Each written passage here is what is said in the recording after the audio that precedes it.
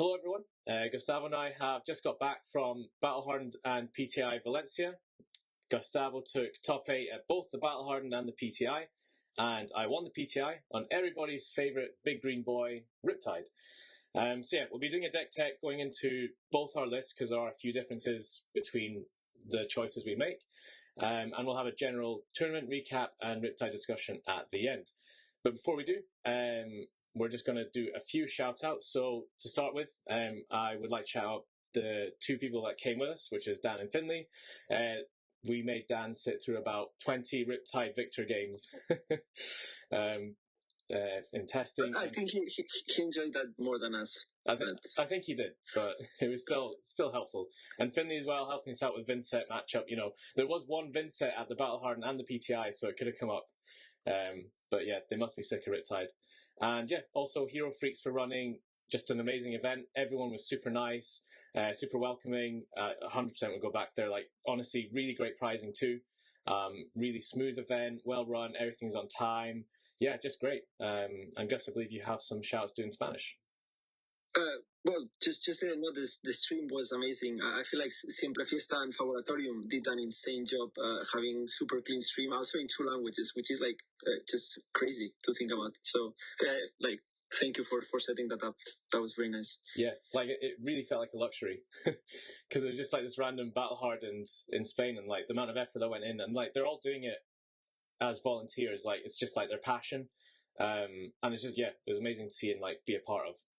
So yeah, it was really nice. But anyway, we'll jump into the deck then. I'll give a bit of background on the list as well. So I think we both started with very different lists and like tested into each other for basically months, and then like slowly moved things together, and like it kind of came into this. So it is a very unique list, the way it plays. Very, very aggressive, but can play very mid-range and, well, I guess defensively too. It's probably a bit different to the Riptide list that you're used to seeing. But yeah, Gus, I think you want to give a little bit of an explanation on it too. So I just wanted to give an overview of how the deck plays, and like especially because it's very relevant to the equipment choices. So the most important piece is New Horizons. Of course, you get that second arsenal.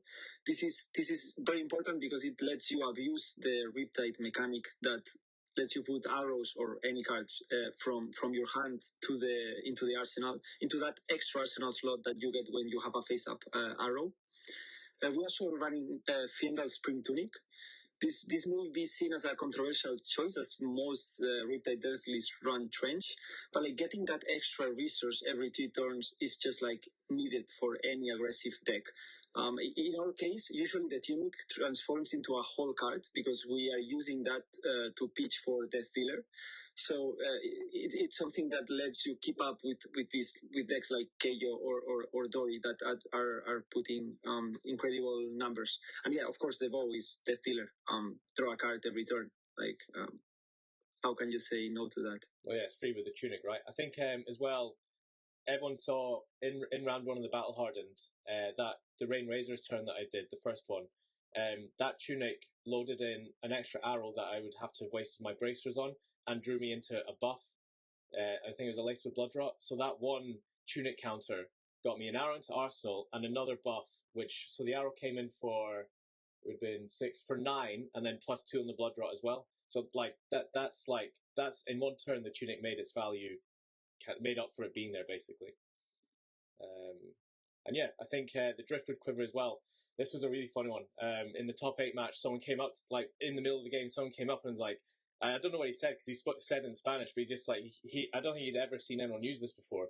And it's probably my favorite thing about the deck because it's just absolute draft chaff that no one would ever think to use. But it is actually quite a fundamental part to the deck, and it does have a few uses as well, actually. It was your idea originally, if you want to give a quick kind of explanation on it. Yeah. So one weakness of being a ranger is that you need the arsenal to throw your attacks. And one weakness of being Riptide is that you have traps that you want to put in arsenal. So if you put a trap in arsenal and you are not sure, the opponent has 1-2 cards, you're not sure if you're going to arsenal or not. If they just go Arsenal Sigil pass, for example, and it's a variant and you are expecting them to hammer and they don't, then you are like dead in the water because we're not playing trench, right? So this quiver lets you play aggressive because you really want to Arsenal that trap because you want to draw a hand. So it gives you one get out of jail card. It lets you play aggressively with your Arsenal, and if you mess up, well, you just send that card to the bottom, which can sometimes be useful for pitch stack. It also has some other niche uses, like if you have a really key piece in Arsenal and a CNC that you cannot block is coming in, you can always use that quiver to save that card for later.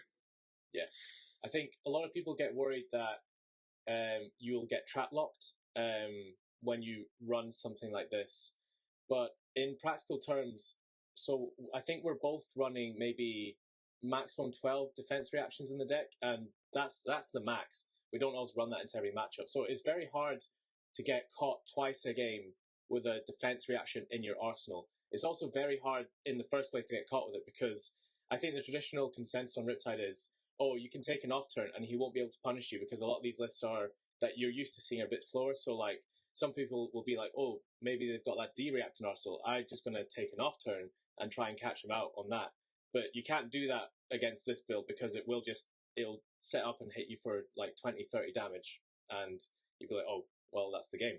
It did actually happen in my top 8 game where I think I used the quiver, and I can't remember exactly, but I basically kind of, because it works both ways, right? You can make it out like you've got a trap stuck in arsenal, and then they might play a certain way to take advantage of that when you're actually not got a trap stuck in arsenal. So I did that in top 8 where I deliberately didn't fire something. I just used up my hand because I had like attack actions, and then it meant that I think he took a bit of an off turn because he was like, oh, I'm gonna maybe see if that's a trap, and it wasn't, and it allowed me to take a bigger turn as well. So it does work both ways. You can use that to your advantage, I think.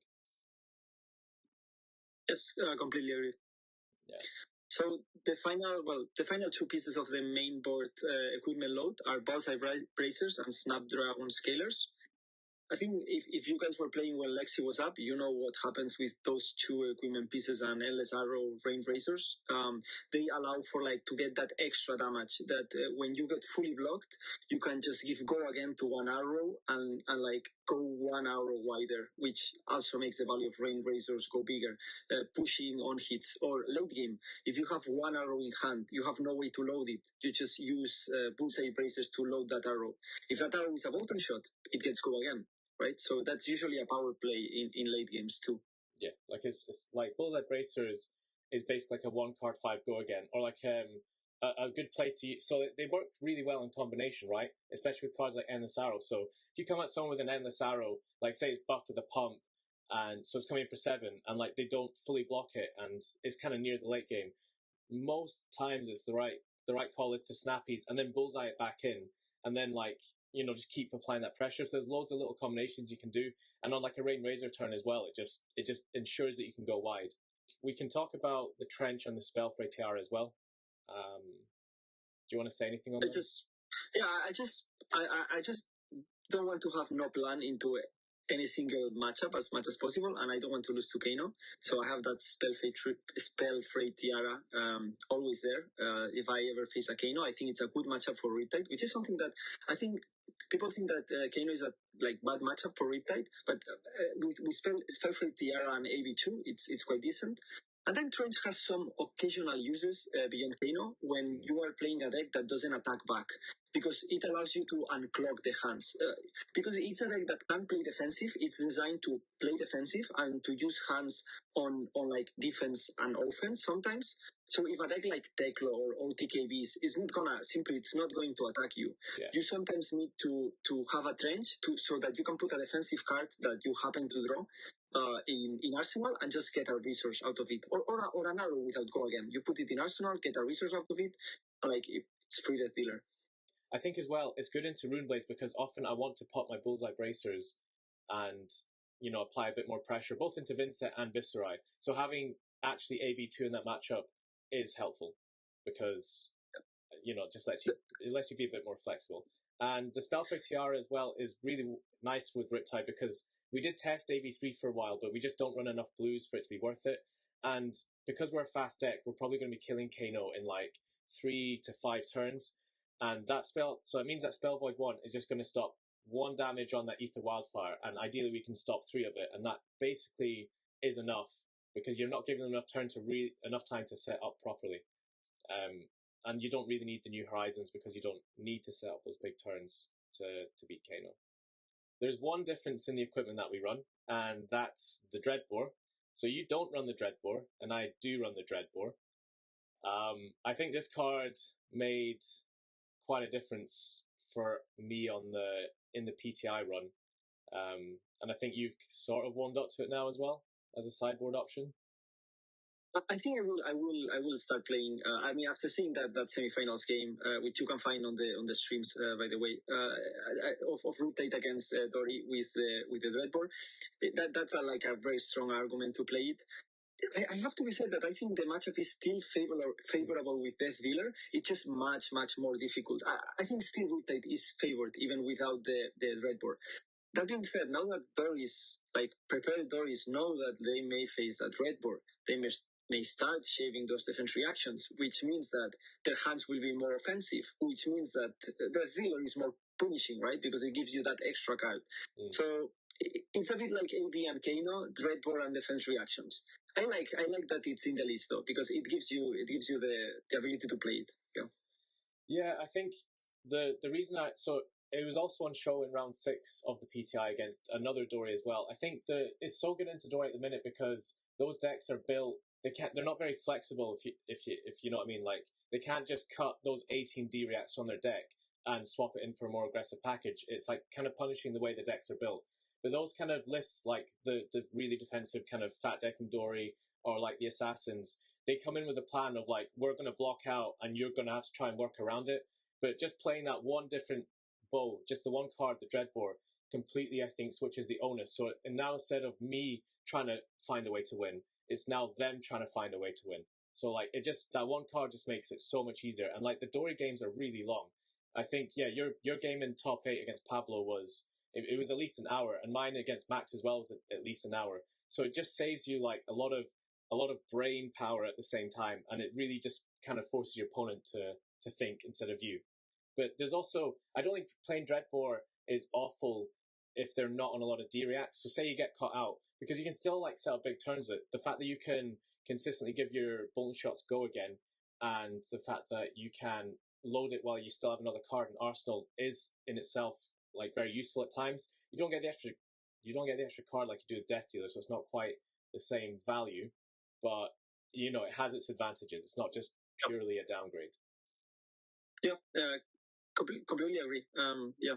Okay, so I'm just going to quickly scroll through the main deck now, and I think I'll show your main deck too, and then we can talk about.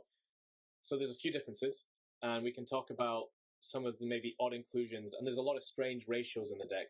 So I think I'll let you talk about your list first, because you've got a lot of one-offs, so it's going to be harder to keep track of what we have and haven't spoken about when we come back to if we were to do mine first. So yeah, this is again the list. I think the odd things that I'd point out, this I guess strange ratios like 2 CNC, 2 Fatigue Shot, 2 Murkmire, the 2 Sic Em Shot, 2 Standing Order, 2 Boulder Trap, 3 Deadeye, 2 Intoxicating Shot, and I think the rest is pretty standard, to be honest, for maybe a list of this style. Not running a lot of traps, but yeah. We don't want to. For Gus's list, we've got 1 Battering Bolt, 1 Command and Conquer, 2 Murkmire as well.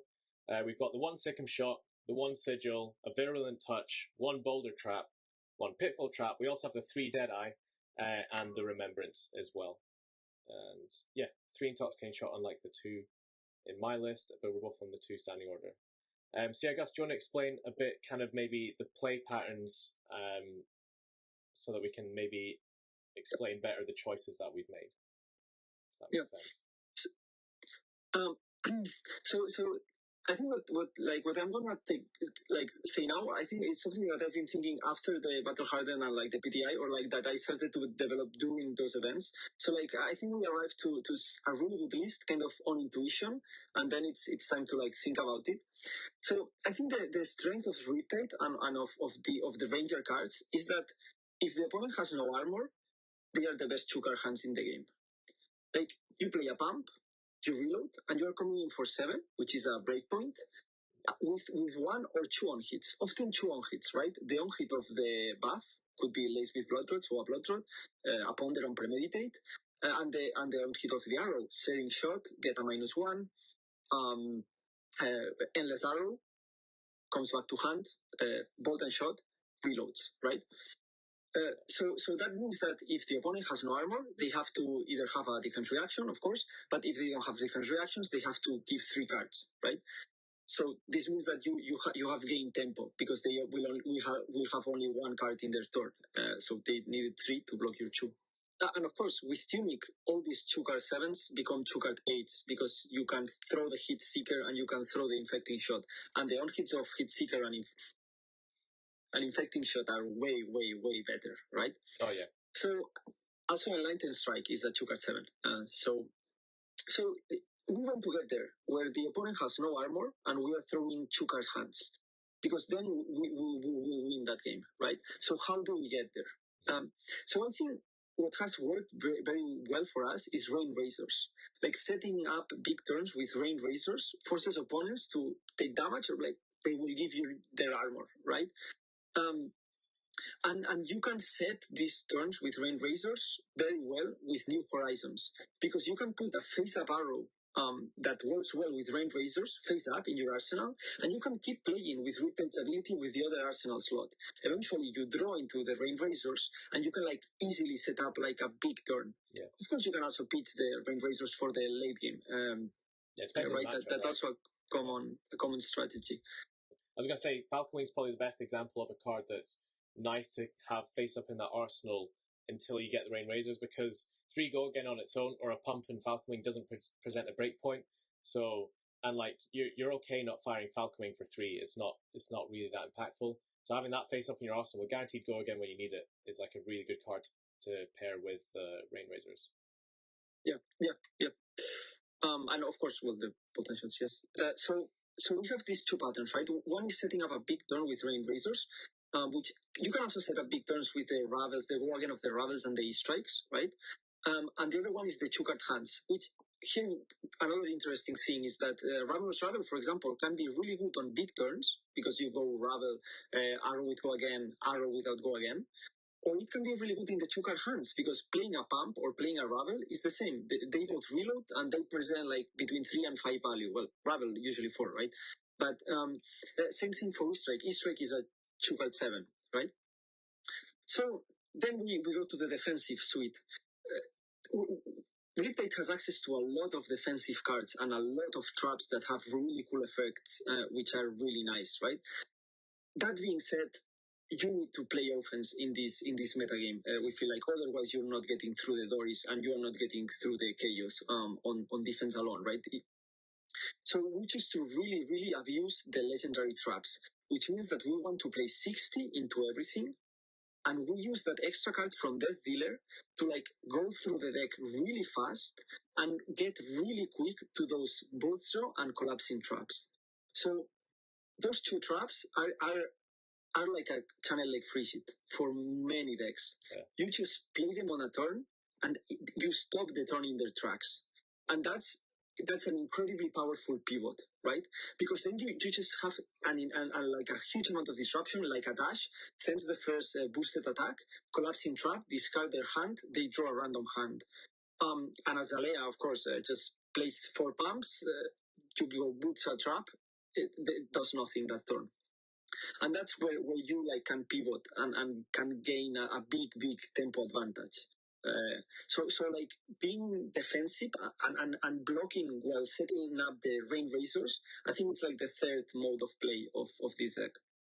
Yeah, for sure. I would also say that we don't play Lean 60 into everyone. There's some decks like the Hatchet Dory will just fat deck into. But yeah, if we're gonna be against most decks, we're gonna play 60 just so we can get through like these faster. And I think that's also why we're running this thing here. Do you want to give a quick introduction? So this is probably, I glossed over this, but this is also a strange choice for Riptide given that it doesn't really pair with his hero ability.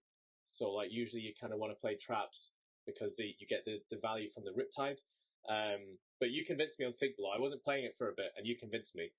And I think this is like better than a lot of the traps that he has on offer. It fixes the deck. Like, what did you say? This is a deck of kind of like 3 halves, and so playing the Sink Below is like that hand fixing kind of like allows you to add consistency essentially. Yeah, when you're playing a Riptide game, usually you have at the bottom, unless it's a very like hyper aggro mirror, you have at the bottom you have a pitch stack turn, Rain Razor's turn, right? That's usually easy to set up on the first turns. You have time to do that. In the middle, you have like traps that will disrupt the opponent and like stop their turn on the spot, right? So every single card you draw is getting you closer to those like win conditions there.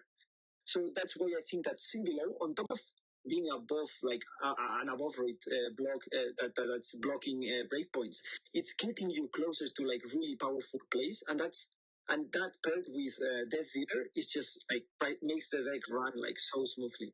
Yeah, 100%. I didn't run this at the Battle Hardened, and I did at the PTI, and this card is, I think, a huge reason as to why I did better. It hurts me to say because I kept making fun of you for running it, but it's just a really powerful card. I think the way I now think of it is, say it was a red trap that had this effect and triggered Riptide, but it blocked for 3 and pinged for 1. I think every Riptide would play that without a shadow of a doubt. Like, without a shadow of a doubt, this would be considered an insane trap, right? But what you're instead getting of the ping for 1, you're getting an extra block value. So you're actually, I think that is more valuable because you cover up the breakpoints and you're saving yourself more life so that you can be defensive when need be and then take a pivot turn to be offensive. So I think Sink Below is better than a lot of the traps, and in that regard, it is more value for the deck. Yeah. Anything else to add on it, or? So moving to touch a bit on like the other traps, we're running. I was running 3 tar pits and 1 boulder. I think you're running a couple boulders. Yeah, so I'm not sure. Right now. Yeah, so I'm on 2 boulders and 3 tar pits. I think bolt. I might even try running 3 boulder in future because Dory is quite a good matchup for us, and the meta seems to be Dory and KO at the minute. And boulder trap into KO is just crazy. Like, the value you get putting a -1 counter on Apex Bonebreaker alone, like, is just like, it's a 1 card 7 outright. But if you consider that might stop a CNC coming in for 7, you know, it can stop them using breakpoints to push for more value. It's just like, it's so much. But yeah, tar pit trap as well is just, it's too good to not include. I think it's better in like an aggressive meta, but it's still value. Like, you'll notice we're not playing any of the red traps because I think we want our traps to also be resource cards if need be. So they have a dual purpose in that sense. Yeah. Like one card, I think that there's so much to talk about in this like deck list, but one card we have glossed over, and like it's actually very important, is Standing Order. And again, like flexibility. This card is good for when you have to push damage because it goes for 6. Okay, it's not ideal, but like it still goes for 6. Remember that if you have another card in hand, you can just play it, reload with Riptide, and then use the card you reloaded to give it the +2, right? Or just play it for 4. It's on rate.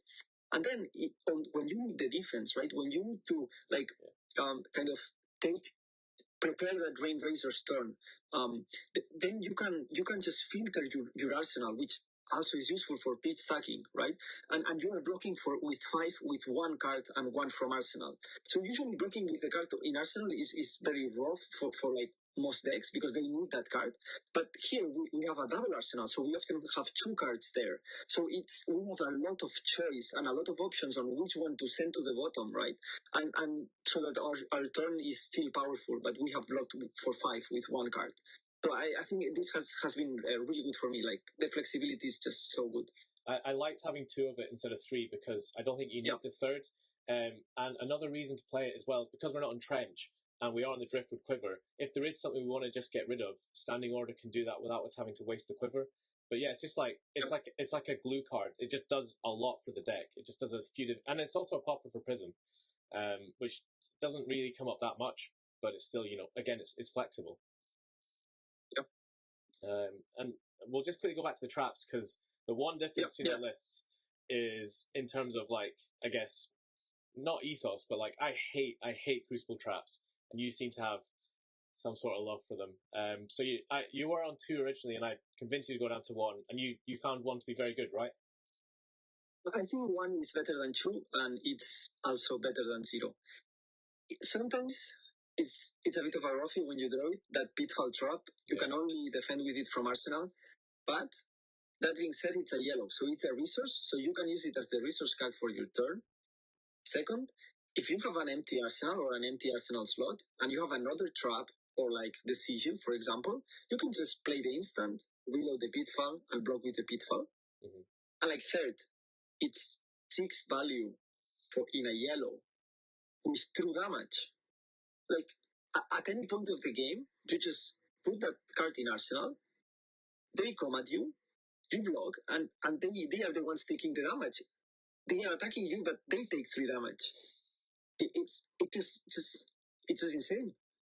Yeah, I mean, I could probably talk about this for a long time, because I'm not the biggest fan of these cards, and I don't think the value you get on them, like saying it's like a 6 value trap it's not that obvious, and I think that's the ceiling of it, but the floor is way worse. I guess the only, like, I think it's very powerful. I think the only reason I don't play these is I like to be able to be flexible with my hands, and I don't think the Crucible Traps let you be flexible in that sense. Because, like, if they come at you a card you've got to block, and you've got those in your, like, you got Cru Traps in your hand, you're going to have to give them stuff that you didn't want to block with, and it just makes your follow-up turn a bit weaker. But I think playing a low count of Cru Traps is probably fine. So, like, the 1 Pitfall Trap is not going to, like, it's not going to destroy your deck or anything.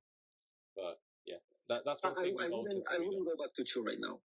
I wouldn't go back to 2. Like, yeah, at all. Okay. And just finally, just that I mentioned, I play 1 Sigil, and I love it. I don't think I ever convinced you to play that Sigil, but I think that Sigil is just super nice. It's also because I have the Sagrada Sigil, so whenever I draw it, I become so happy. I gain 3 life, I reload, and like, I get to look at Sagrada Familia. I am from Barcelona, so it's like 3-in-1, you know, like, love flexibility again. Yeah. Yeah, I'm convinced on Sigil. I just don't, like, I think it's a good card for the deck. I just don't know what I'd cut for it.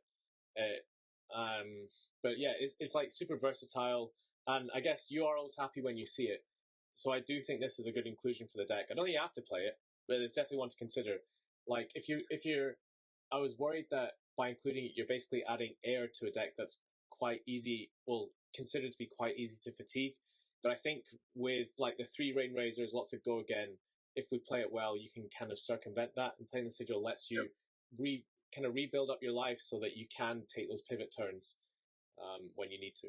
But yeah, so I think it's a bit of a weird choice, but it definitely makes sense. We have no armor. Yeah. Right? So we are taking damage. Actually, all of the, I mean, like, I think most of the games on stream that we play, we are getting bashed. we're like 10, I think in most of them, we're like 10 points behind, like just 10 points behind. Yeah. And that's because we have no armor, right? So the Sigil gets you like that extra, like, breathing room. And also, interestingly, it goes with the 2-4-7 plan, because I play Sigil, I reload a 0-4-4 arrow, I attack with a 0-4-4 arrow. That's a 2-card 7 in my book.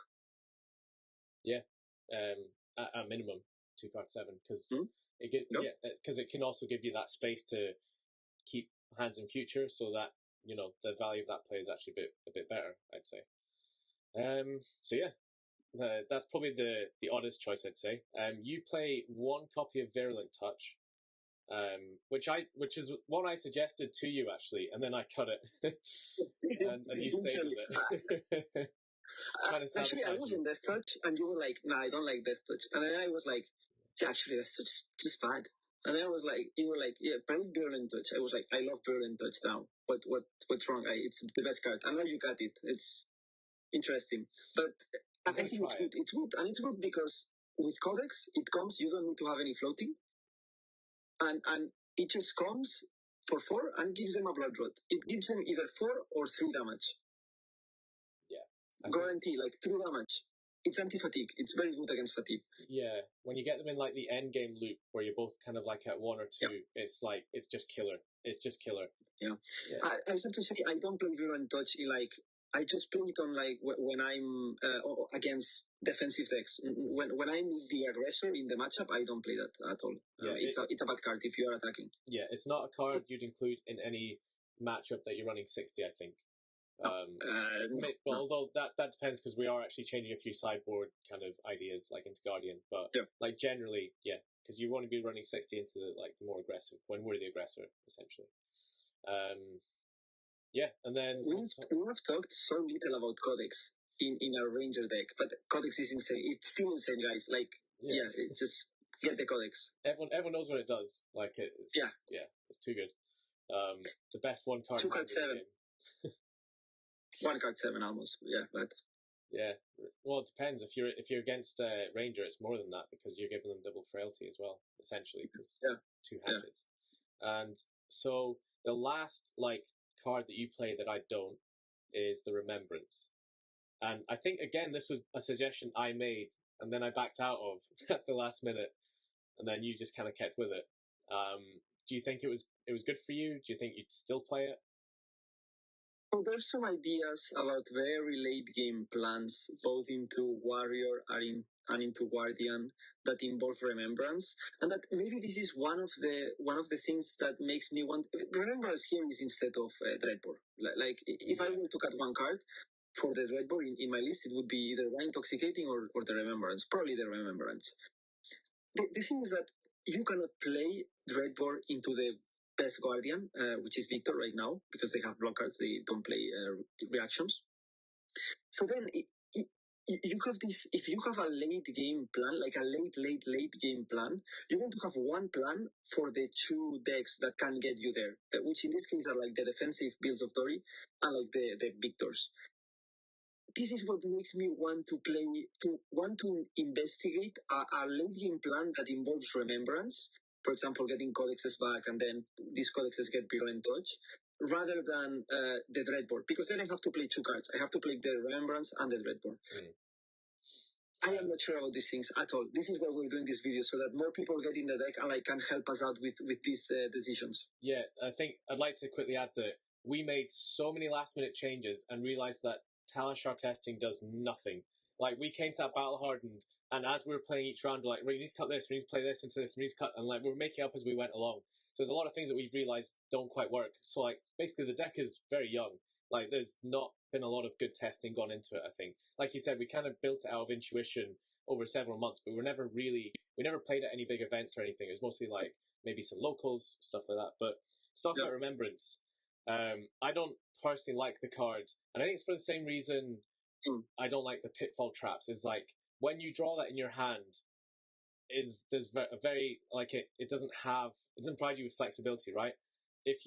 I think I saw there was one game where you got, I can't remember if it was a test game or not, but you're getting attacked and that Remembrance in hand was killing you because you couldn't really block out very well. So I just hate drawing it early game. Huh? I agree with you. I hate it. I hate Remembrance. And I don't think it solves Guardian. 3 extra arrows, I don't think is Codex. Huh? Codex. So, I play Remembrance because when you were on some months ago, you were on the Dreadbore build. And one game, you just played Remembrance, got Codex back, and then went pitch blue to Dreadbore, CNC, pitch blue to Dreadbore, CNC with the Codex this. 3 games in a row, and I was like, okay, this is cracked. This is the best late game plan I've ever seen. It's impossible to get fatigued. This is your end game plan, right? So this is why I kind of want to test it, and it's a hard card to test because it's for the late game. So yeah. I'm not sure. Yeah, I think actually, having 3 extra copies of Codex for that Virulent Touch end game is actually quite strong. But yeah, it's just as soon as you draw Remembrance in the early or the mid game, it just sucks. It just hurts. It is a yellow, but it just sucks to see pretty much all the time. But it does have a powerful effect, so maybe keep it. I think we'll swap over. So the 3 more differences to talk about here is I'm on 2 Command and Conquer, and I'm on 2 Sic Em Shot. You're on 1 of each, and you're on the Battering Bolt. I don't think there's much difference there, really. They kind of serve the same function. I just like having 2 of them. I think Command and Conquer helps. I think Command and Conquer when you're playing Dreadbore is super punishing into, well, yeah, any defensive decks, like Dory decks, when they're arsening their D-Reacts. You play Premeditate, you load in Command and Conquer, come at them for 9. Like, it's just such a blowout play, and it's like kind of the counter to them, like, basically siphoning in all their D-Reacts into that arsenal. I don't play 3 because we're very lean on resources in this deck. Like, we play a few yellows, but we don't play a lot of blues. And so, like, playing 3 I found was a bit clunky. Like, I was having to pitch too many reds to play the CNC. So I was very happy with 2, because it's not needed, really. And you don't play it into decks that you're trying to, you're like the aggressor, really, because it doesn't fit well with the cards that you run, essentially, is what I'd say. Yeah, I think this is a very minor difference. I'm just playing the Battering Bolt because the one I have is signed, and I like to look at it. And also, I'm playing with the arrows. So whenever I fat deck, I need some arrows in the sideboard to keep the proportions. And it's a bad arrow, but it's an arrow. It's very minor, I think. Yeah, when you put Dreadbore into your list, this gets so much better because you pitch it for Dreadbore, come into Warrior with this for 7, and they can't play any D-Reacts, and they play attack reactions as well. So I think when you pair this with Dreadbore, it's really, really effective. Yeah. It's funny that I'm the one that's playing Dreadbore and playing this. Yeah, that's... Yeah. So I'll jump across to my list here quickly. So yeah, I was on 2 Fatigue Shot for the KO matchup, essentially. And I also like it into Prism if you know they're on Herald Prism, because they're coming with their edition for 3, or like a lot of them coming for 6, so just giving them a 1-card block on that is very effective. And in a fat deck scenario, it's just more damage. It won me my round 3 game into KO at the PTI because I can't remember exactly what it was, but it forced him to take like a really small Blood Rush turn, because it was like either I block and I have a small Blood Rush turn, or I let it hit and I have a small Blood Rush turn. And I think he ended up letting it hit, because I think maybe wanted to draw. I can't remember exactly, but I think this is really strong into KO. It just slows down the deck quite a bit. So I'm glad I had it. I'd probably keep the Fatigue Shot. I can see why. I see why it's very good into KO. I just think the deck doesn't actually, I'm not sure how you sideboard into KO. I don't think the deck supports more than 6 1-for-5 arrows, because it's too red in general. So, and also I think your deck is slightly redder than mine. And I just think that Hit Seeker and Infecting Shot are just like one step above Fatigue Shot. So that's why I don't play it. I think it's a good card. Yeah, like if I see a Riptide list playing Fatigue Shot doing well, I will not be surprised. I really think it is so strong in the late game when you're both kind of at like 5-6. I think it beats I'd rather in that scenario reduce the damage coming at me than increase the damage I'm doing, because I think in that sort of mid-range trade-off kind of scenario, this deck is better. So like I'm kind of like pushing them down and then coming at them, and that, I don't know. That's the way I visually see it. But Plus, from like a strict value perspective, it is better than the Infecting Shot if they're coming in for 6 or more, and it is on the same level as the Heat Seeker in terms of value. I disagree with that actually, but I see the point. I think nothing comes close to Hit Seeker in terms of value. That on hit is the best on hit we have. Yeah, okay, but like in terms of like if you value cards at 3, then it's like similar. But again, it's hard to do because like Fatigue Shot, the value on it depends on like so many different things. And lastly, I was on 2 Sic Em Shot. I was originally on 3 for the Battle Hardened, and I just found myself not needing 3. They come in for like the fatigue matchups basically, where I want to go wider, set up big turns, like kind of pitch stack, Rain Razor turns, that kind of thing. 2 for me felt perfect. Like 2 genuinely felt perfect. 1's probably fine as well actually, but I didn't like running 3 because it is below rate. It's like 1 for 4 go again, but you have to get it into the arsenal. But it does allow you to go wider when you need it. I could see you being correct. Like, I don't have a strong opinion. I like having 1. I wouldn't go to 0. I think having that extra, again, it's just like to try to, because we want to play 60, but we have to play like a bit more into things like Dory. Having that extra go again arrow is really good to keep the ratios in so that we can still have strong turns. So I agree with that.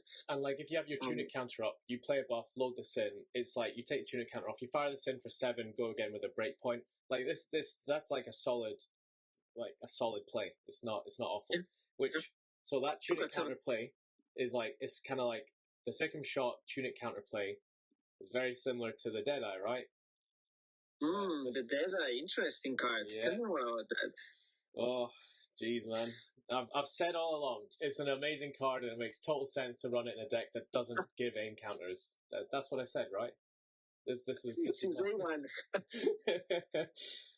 Yeah, Gus, this was your idea. I think you've been playing this for months, and I was just like, why the hell are you playing this card, man? It makes no sense. And then when you top 8 the Battle Hardened, and I like flunked out, I went like 3-4. I was like, I'm clearly wrong. I'm just clearly wrong. And it took so much willpower to play this instead of like whatever it was. I think I dropped Remorseless for it or something like that. I was just like, and all night I was just like, oh, this doesn't feel right. It doesn't make sense. And then I played with it for the first time at the PTI, and it was unreal. Like, this card is like, it's almost like a centerpiece to the deck. It's just like, it's the glue. It's like a nucleus almost. It's so good, but like so average as well. Yeah. It's funny. I just playing Deadeye because I used to play like Sanskar or Azalea. I'm just Azalea. Deadeye was a card that after Dynasty you would just play before. Actually, you would just play before Outsiders because you didn't have any good cards. So yeah, before Outsiders, you would just play Deadeye because it blocked for 3 and was a yellow, right? Yeah. And then I got like a bit of an emotional connection with the card, so I just played it on Riptide. And again, same thing. I never kind of thought about why am I playing Deadeye in Riptide? Like, what am I doing? But then after playing with it, and like seeing team being like, okay, I liked it. I'm like, okay, let's see why we liked Deadeye. Because it's the first card you would think to cut off this list. Yeah. And again, I think it goes back to flexibility because it goes with all the plans. On the one hand, it goes with the 2-7s. With the Tunic, you just Tunic, play Deadeye, reload an arrow, and you're coming in for 7. Actually, this exact play, I do it on round 5 of the Battle Hardened on the live stream. You can find that game against Daniel Correa's on Cayo. And like the game, the turn where I turn that game around is Deadeye from Tunic, loading endless arrow. If you need to block, if you're in a defensive position, you just block for 3. It's a pump that blocks for 3. That's like, it sounds stupid, but like for Ranger cards, no other pump like blocks for 3, right? Alright, yeah. So like, yeah, it blocks 3 with, like, it blocks 3, makes a huge difference, and it sounds like so mid, like just blocking 3. But like, honestly, because it's a resource card, it's a pump, and it's a blocking card. Like, I was always happy to see this card. Like, I was always like, this is insane. This is unreal. This gives me so many options. And as well, it works so well with the Tunic. The 1 cost isn't necessarily a downgrade. So when I was playing the Battle Hardened, I think I was inefficient with my Tunic, because this is quite a red line deck. So I was often just going pump, arrow, 0 cost, Codex, and I wouldn't really find like a use for my Tunic. But playing this Deadeye meant that I was getting more value from my Tunic, because it's not like, you don't always need to use the Tunic, and so having more, like, just using it every 3 turns consistently is a lot better, and Deadeye kind of lets you do that in a sense. No. And it is a really good resource card because you play it early or mid game. You note that 1 for 5 arrows sometimes are a struggle to fire. There's an example of that actually also in the Correa's game where I there's a turn where like I just cannot fire a 1 for 5 arrow turn, a 1 for 5 arrow. And this just loads it, just pay 1 for the dealer and pay 1 for the arrow. But this is the thing. Now your pitch stack has a buff. Yeah. It just and like obviously the bottom of your deck it has more yellows and blues because these are your resource cards. And Deadeye is a card that works super well with a blue and a 1 for 5, or with another yellow and a 0 for 4, because you play one of the resources for the Deadeye and then the other one to load with Death Dealer, if you want the extra card of Death Dealer, right? So it's just nice. It's a nice card. I still don't understand why is it that good, but it's surprisingly good. I don't know. Yeah, it's kind of like the standing order, like the Sink Below. It just like I call it like glue for the deck. It just kind of makes everything around it work better. And yeah, I've just realized, talking about pitching things to the bottom for later and kind of like that kind of dual purpose, it reminds me of Intoxicating Shot. And this is the last thing I think that our lists differ on, is that I'm on 2 and you're on 3. Because in testing, I absolutely hated seeing this card. Like, it got me killed in the Battle Hardened when I was playing 3, because like I just had that as my only arrow. So I was like, do I fire this or do I just not do anything for a turn? And I chose to fire it, and obviously giving KO like a courage and a quicken isn't great when like you're both at like 20 life. But Intoxicating Shot is, I think, actually unreal. I think it's insane. And it's a crazy card to work out the value on as well, because the value of this card changes depending on the game state and the stage of the game that you're in, but also what you're pairing it with.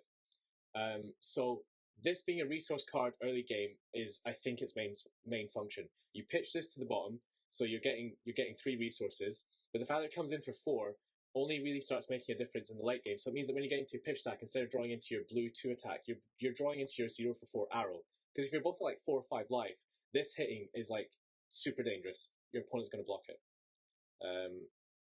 So that kind of reminds me of the Deadeye in a sense.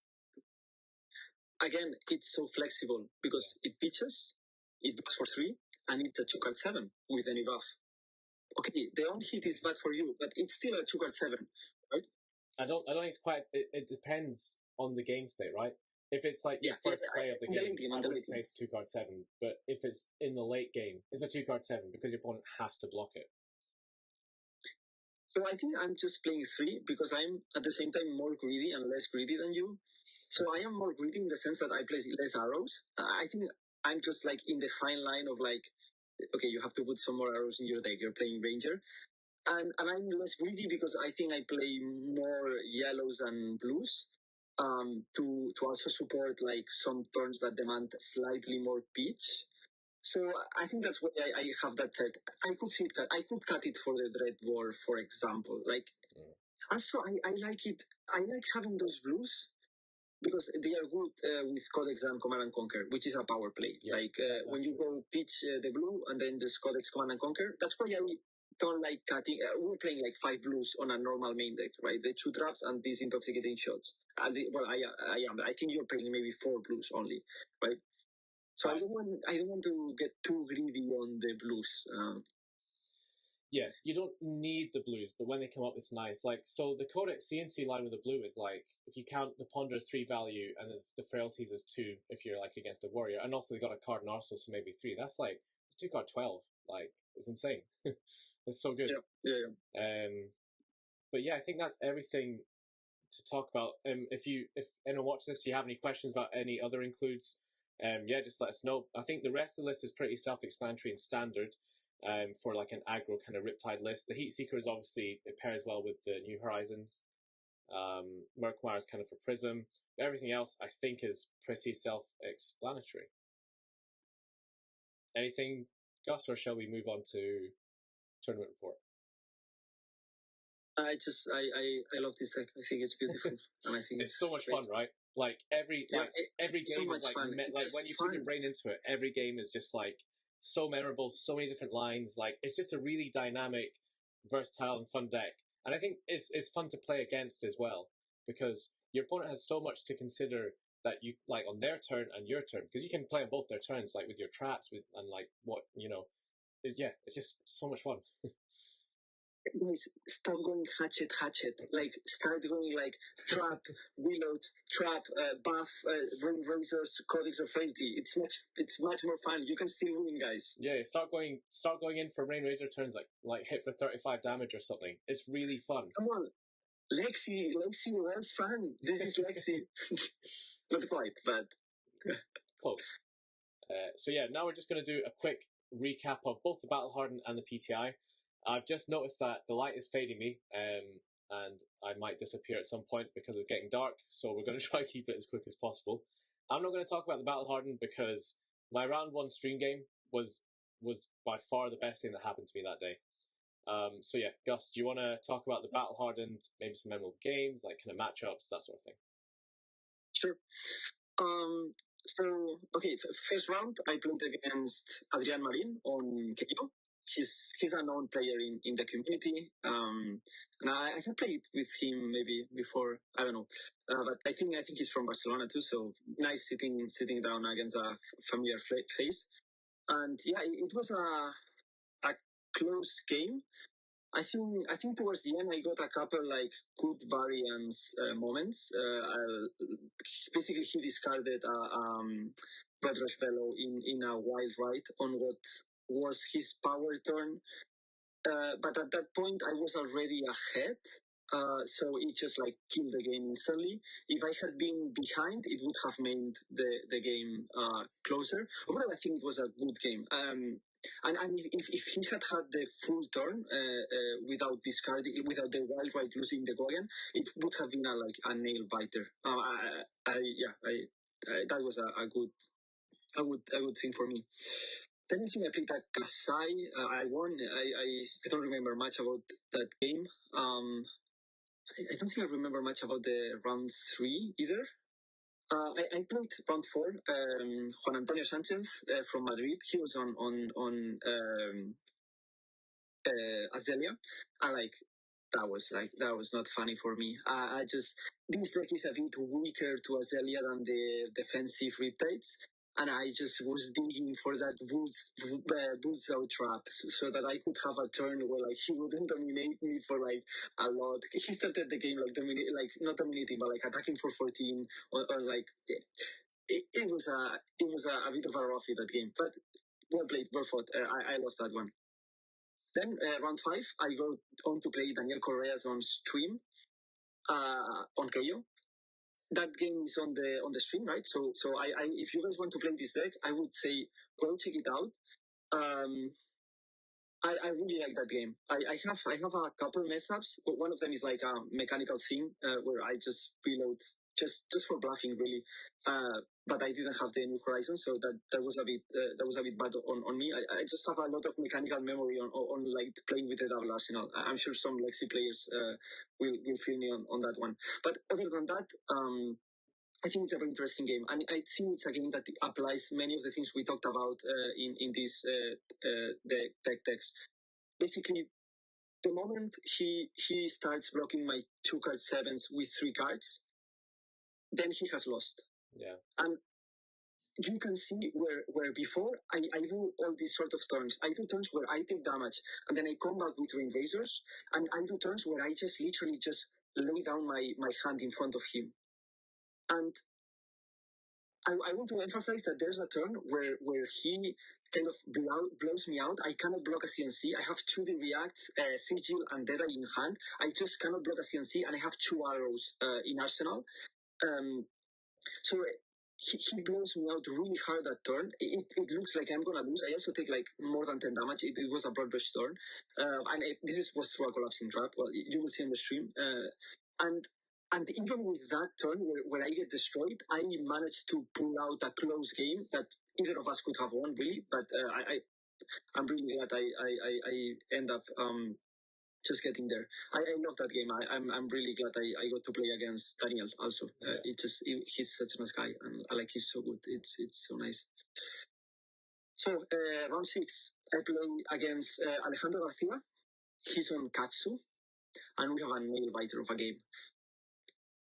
Again, Katsu is one of these matches which is a bit more difficult than normal for this deck. I think it's still favored, but by Rain Razor margins.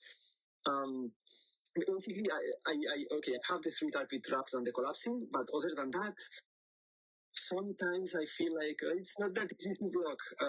And Nailbiter, I managed to pull through, honestly, carried by a collapsing, but very, very good game. This was also a very good game.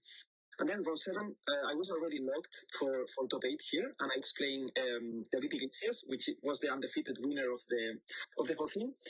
So both of us were a bit relaxed, we had been talking a bit before the round, and I decided to try a different plan in Tokyo on what we thought, what we were playing until then, just to try out. I was locked, and I know that David is a extremely, extremely good player. So if the plan works, it's not chance. It's that it has legs. The plan failed completely. I took an L. We take those. No worries. You're already locked in for top cut here at this point. Yeah, I'm already locked. So I'll take my chances against great KO players to understand the matchup better. It's fine. I think I'm happy with that game. Playoffs, I'm playing Mew, insane guy, playing Viserai. Apparently I was the only person in that room that didn't know which kind of Viserai he was playing. I'm a very newbie to this kind of tournament, so I was just like there chilling, and then I was like, okay, yeah, let's just cyber for like aggro Viserai. So then like I see that he starts making like enchant tokens and like passing the turn, and I'm like, these things below are not gonna look good. So luckily I just like I wasn't even playing choosing belows. Like I even thinking that it was aggro Viserai, I think we beat aggro Viserai by like out aggroing them and then like tempering them with the traps on like key turns. So my deck wasn't that bad. Even if I cycled it for an aggro deck and I was playing against like a hyper defensive deck. I win him to one. I win him to one, but not to zero. So I lose that game. Coffee. I remember you were originally going to be paired. Hold on, I'm going to fucking turn the light on. I'm disappearing here. But yeah, it was funny because originally in top 8, you were meant to be playing against Dory.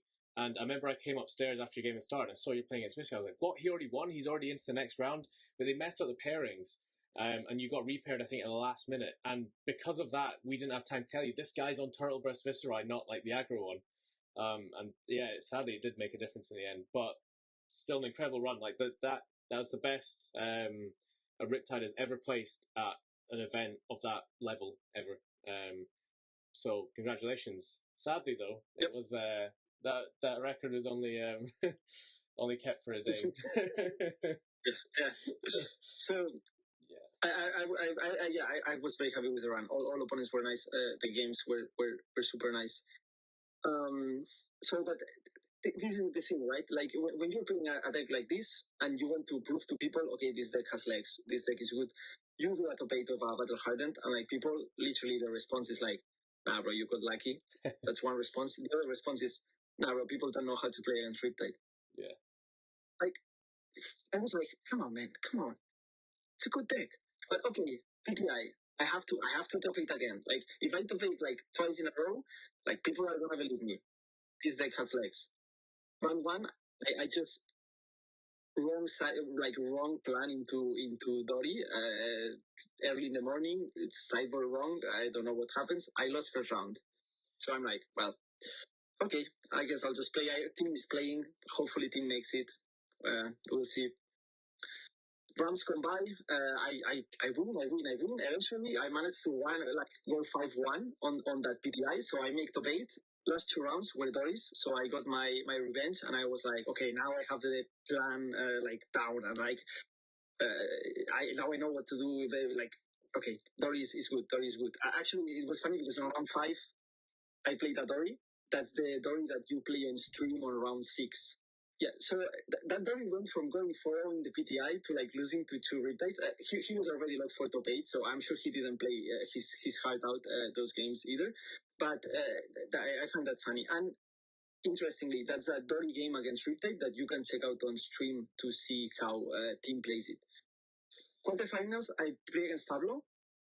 He's on Dory, but like a weird list with like some big poppers like Fiendo's Fighting Spirit, a lot of the reacts, or more like he was on a fake Guardian. The game's going really good for me. I feel like I'm doing well. I'm executing the plan really well. But then there's a point where I just tilt. I just do like something random. My brain just goes away totally. I just lost track of what my plan is in the late game. Like, you cannot play an end game against Pablo Pintor without a plan. That's just not an option. He just yeah. I got schooled that end game. And I take schooling from Pablo Pintor any day. To be fair, I think I learned a lot. I learned a lot, but I think the plan still is a good plan. I just didn't have the nerves to like execute it correctly in that situation. Pablo always plays like a beast, so it was a very, very, very nice game. I kept him sitting on that chair for a while. Honestly, I'm very happy. I wanted to just like have fun this weekend. Suddenly I'm Battle Hardened to bait. Then I'm like, okay, I'll PTI top 8 to show people it's good. And then not only I PTI top 8, but like we have to talk about teams run because that was good. Yeah. So after the Battle Hardened, I did some soul searching. I was like, how could this happen to me? How could this happen? But yeah, I think I played all night. I just had Riptide lines going in my head. Like I fixed the deck a little bit, and in the morning I was just like, I think I played the Battle Hardened in autopilot a bit, and I only got 4 hours sleep. I was like sleep deprived to hell. So every ounce of me was just dedicated to like focusing on the next game. Like when I'm in that game, I think of nothing but the game because I could literally not think of anything else but the game, or I just die. So yeah. Round one started with a bye. My opponent Manuel, I think his name, he didn't show up. So thank you, Manuel, you helped. And that, I don't know if it was helpful to be honest. Obviously I got the win, but like I had to sit there for an hour, like with no sleep and like try to stay awake. But I went around the room. Watching me get crashed. Yeah, like I guess I went around the room and kind of got an idea what the decks that were being played were. And this helped actually because this gave me information for my round 4 stream game. So round 2 I played into Hanabi Blaster Dash. I go first into him because I want to set up a big turn. I can't remember if I win die roll or not. No, he goes first, and he comes at me with a boost card, and I open the Collapsing Trap. So I Collapsing Trap him. I get a card in Arsenal, and it discards his Tekla Core and that item that puts steam counters back on things because he started with the Hyperdriver. He was going to Achilles and play them both, and that was like huge. This was a really close game. I finished on 1 life. I think I hit him for an Infecting Shot with like 17. That was a total of 23 damage at one point. And yeah, I once we kind of got into that end game and he didn't have armor anymore, those 2 card 7 plays were what kind of won me the game. Like it's so powerful. Round 3 was against the Dory that beat you. And it was a game where I had to pitch stack. I don't really remember much about it, but I just Rain Razor turns and Dreadbore were just too much. Round 4 I played against Pavel's teammate on KO. He beat me in the Battle Hardened. This was genuinely an unreal game. I was behind by like 15 life at one point, but I got him down into that end game scenario again where it's like the 2 card 7s, you block this, you lose your hand, you take it, you go down to like 1 or 2 life with a non-hit and like me still with traps. And eventually like I saw it out on 1 life, like genuinely crazy game. Like I don't know how I pulled that one off. Oh, here's my dog again. Hello. So then round 5 was on stream versus Prism. I knew he was on Iris Prism, so I kept it. I sided up my CNCs and I kept 1 standing order in just for the sake of the sideboard. I forgot though, like I misplayed this so bad to begin with. I forgot that the heralds don't have go again, so I kept my tar pit traps in, which made no sense. And for the first 3 turns of the game, I was keeping my tar pit traps, being like, well, hey, when he swings at me with this herald, I'm gonna get him. And then he swings in with a herald, and I'm like, okay, so this is 7 go again. He's like, no, it doesn't have go again. Don't have the weapon. And it just like it dawned on me what I've been doing. But luckily, the game plan into both Prisms is the same. It's just hit them in the face and they die because we're playing a really fast deck and they need to set up. I think Iris Prism is a very easy matchup for Riptide because it's just, well, this version of Riptide, because it's just too slow. So yeah, I saw that one out. Like I started applying the pressure and yeah, I think it was just kind of too much. And I will say the one aura I did attack was the Genesis because that makes Spectral Shields, I believe, right? When the card goes in Soul. So I figured that I didn't think he could ALS loop me because he doesn't have he needs to get Erudition out and he was a long way away from that. But I figured the game would probably last a bit more than 4 turns, so I was getting my value by hitting into it for 4. And then round 6 was the Dory that you played the round before. This was a really long game, and it was a pitch stack game as well. I think I played this game well until the last 10 minutes when I realized we were running out of time. So at that point, as soon as I hit my pitch stack, I didn't bother setting up, just started firing damage out at him until he died. So it was, I probably made a few mistakes in that, but I was just trying to get through the game quickly because I wanted to win the game. I wanted to just keep winning and keep up the pressure. And then top 8 against Max. What's his surname?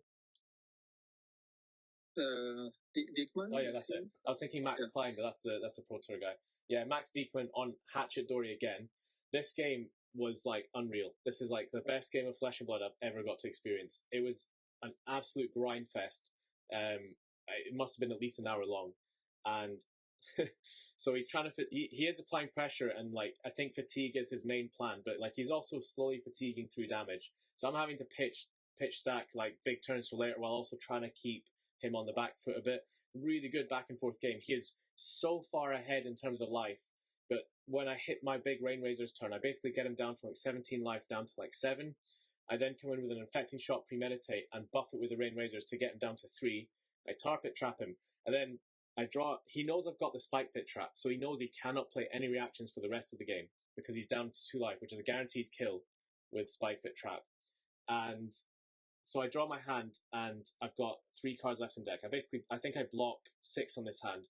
I Arsenal a Rabble, keep the Spike Pit, and I draw my last 3 cards in the deck.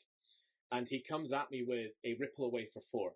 So this means that I give him my Tunic, my last piece of equipment that can block, and my Spike Pit Trap, and I block it out, and he then passes to me. I come at him with Rabble for 5 go again because there's nothing to reveal, so it doesn't have the -1. And I didn't know that was the ruling when I did it. I was like, either this wins me the game or it loses me the game because it's now stuck in my arsenal. And then so Rabble for 5. I then play Lace of Blood Draw, Intoxicating Shot, and then Snappies it. I use the Bullseye Bracers on the Intoxicating Shot because I want the extra damage. And I then Snappies and he concedes because he knows my last card's a Codex. And that's lethal.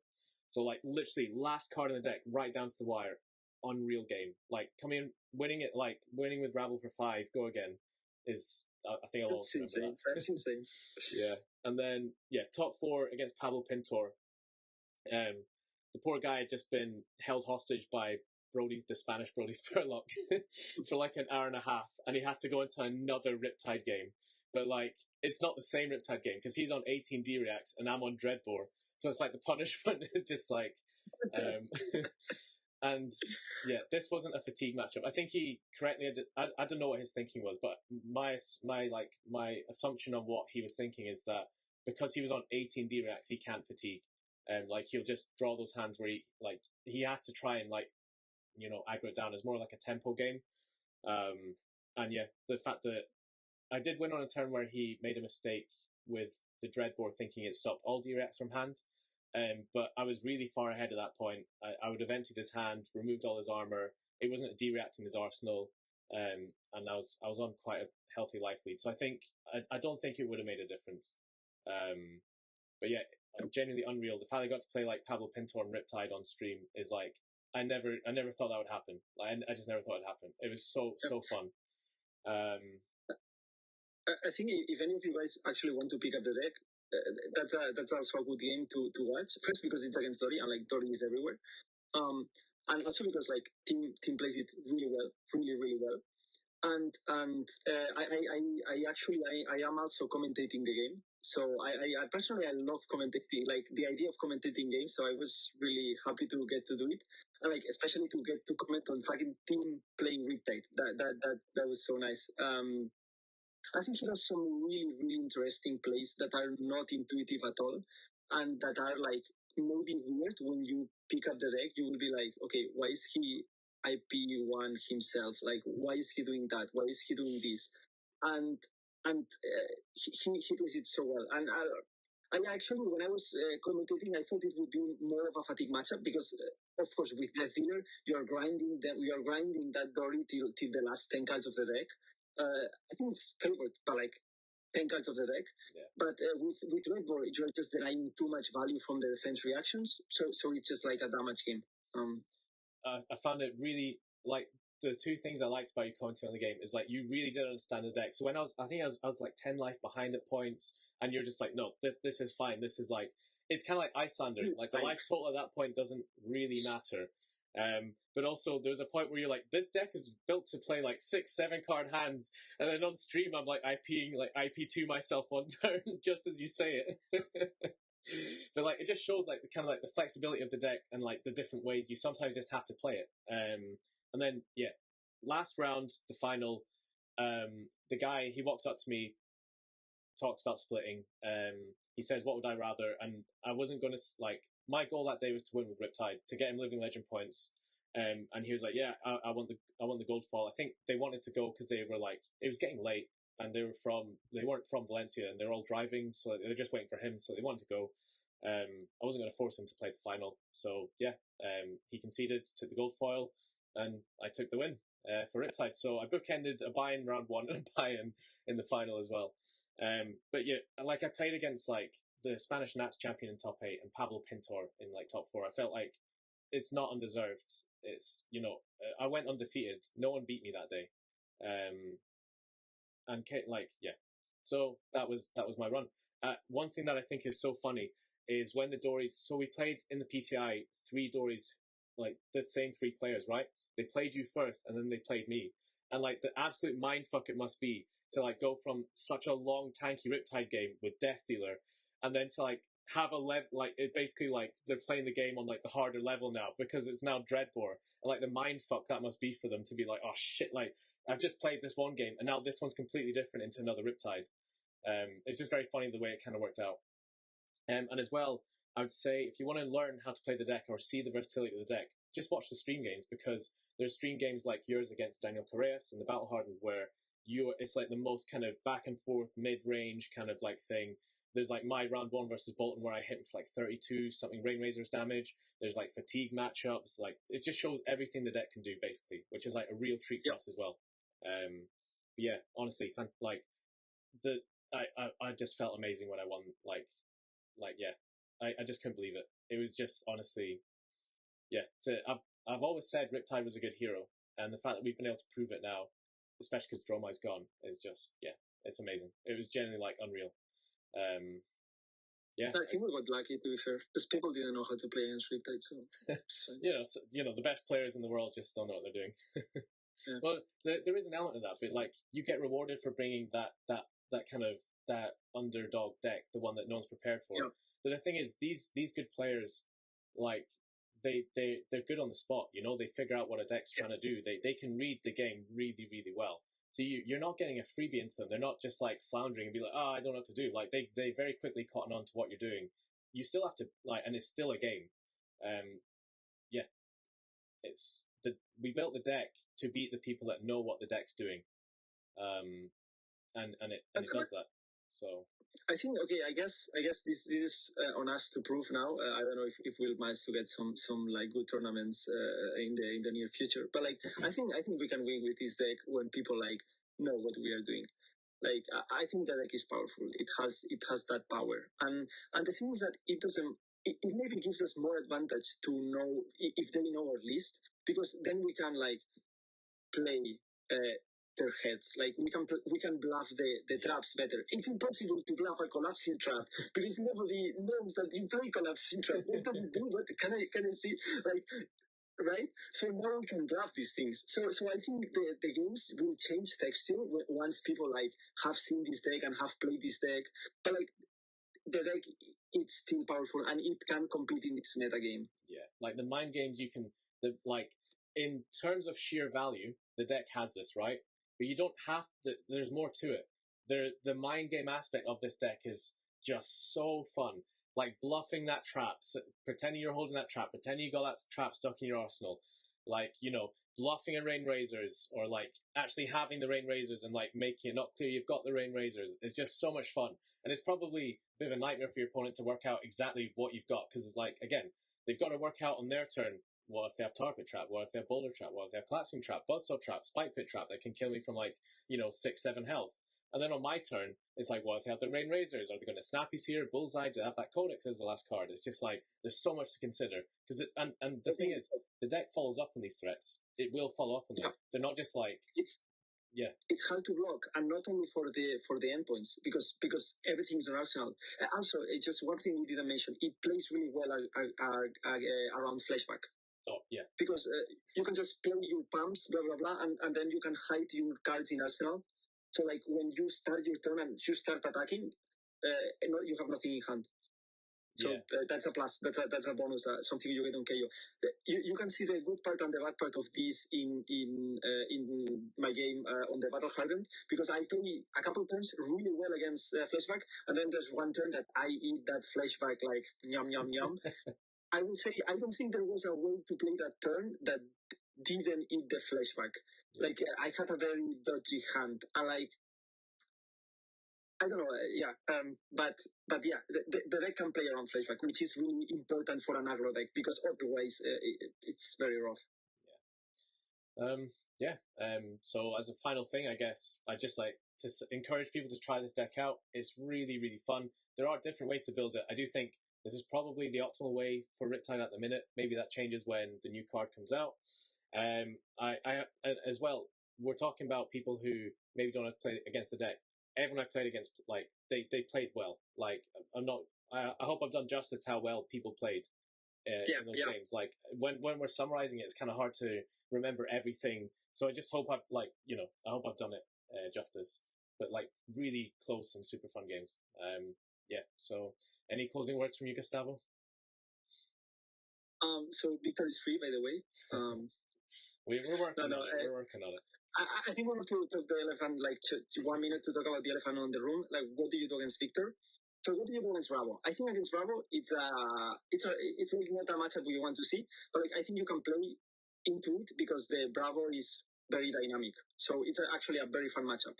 And because we have the traps, we have some leverage against the dominate. And because we can put up like long chains, we have some leverage about like sometimes Bravo is a bit clunky blocking and wants to keep cards in hand. So I think Bravo is an okay-ish matchup. Victor is a roughie. We have tried like several plans into it.